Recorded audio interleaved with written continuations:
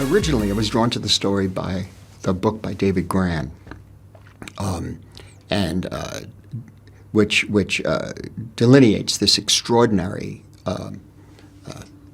tragedy in American history that I really knew nothing about. And the script was given to me, and this was in 2017.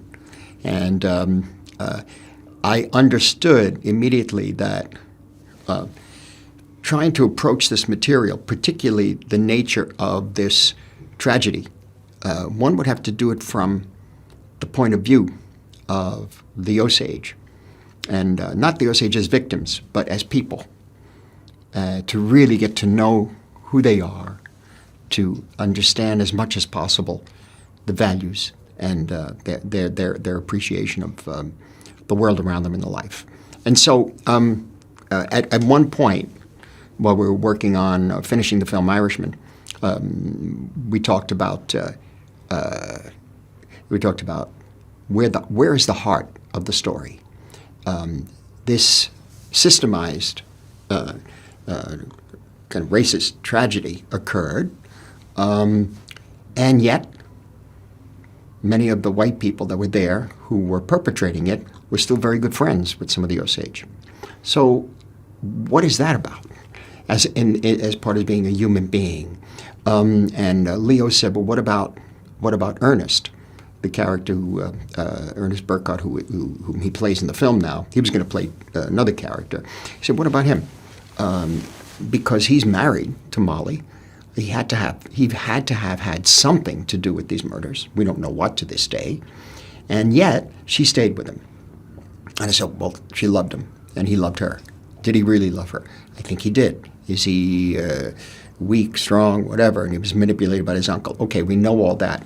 But by going into the love story, which, by the way, was more than hinted at, but was explained to me by the Osage themselves. They said, don't forget, this is they were in love, Ernest and Molly. And I said, well, let's find out how. I don't know how people could be in love. You know, I can't describe that. It's just that we can't express it. But there's something, a bond between the two of them where she trusted and trusted to the very end. And I think that's part of the tragedy of trusting people who come from a culture where we think we're superior. And we think the other cultures have to be, I'm American European, so it's the European culture, the Western culture is superior, so everything else gets wiped out. It's not that simple, because there are values there, and it's part of the human condition. And so for us, this project was something that, as you say, shine a light, certainly, on this time in history. And coincidentally, in 1921, while this was happening in Pawhuska and in Fairfax, Tulsa was burning. There was the Black Wall Street was going, and we didn't know anything about that until a couple of years ago. And so this was systematic, you know. The country was made by white Europeans. That's it. Yeah, but the democracy and freedom for all and the pursuit of happiness for all, you see.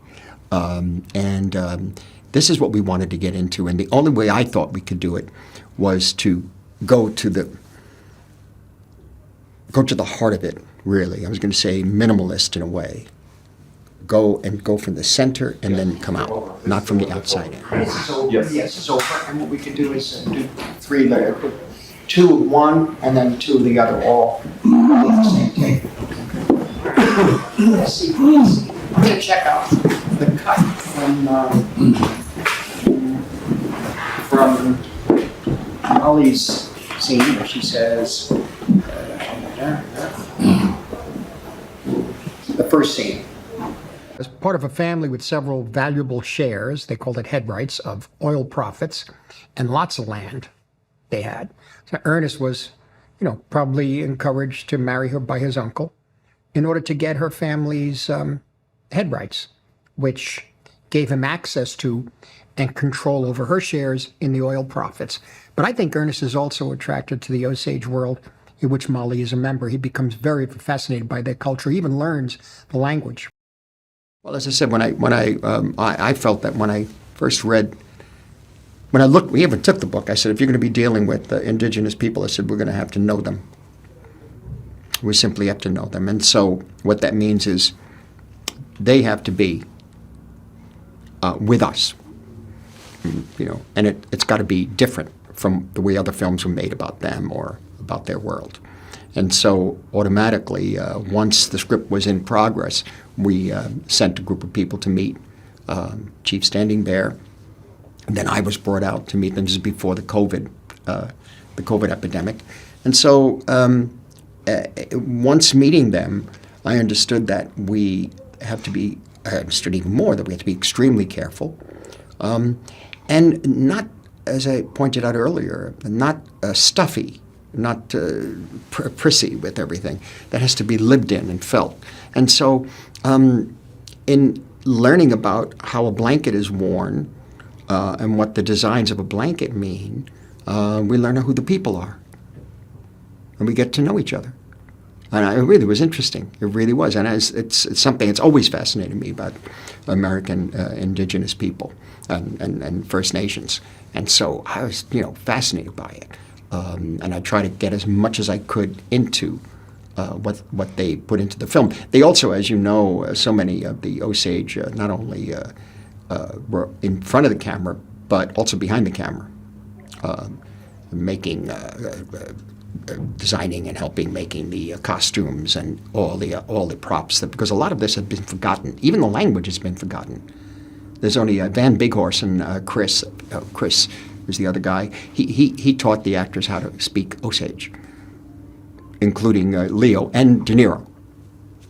And so they were learning their language again. And the young people are coming back, you see, for their rituals now. And the young people are the young Osage are coming back and understanding now the value of who they are and what their nation was and still is, And so this is something that happened, kind of a rebirth in a way. That scene so quickly, because I take your hand in the very next scene. So, I probably already kind of like it, but yeah, I already had that from the audience to see it a while ago. I'm just having my Boston around right now. You got to say, in this picture, he really went pretty far and astonished me. I mean, there's a depth, a vulnerability, again, many different layers and shades and tones to Ernest that we just developed as we went along and still amazes me. I found that Grant's book comes from the FBI point of view. And Hoover sent in Tom White, did a good job. White. He found these guys, whatever. He worked it out. In order to understand that, you read the book. But the issue is, they did make a mark by going into that town and stopping Bill Hale and Ernest and Byron and all of them. The Schoen brothers, all of them. But as I say, Byron, there was a hung jury. He didn't go to jail.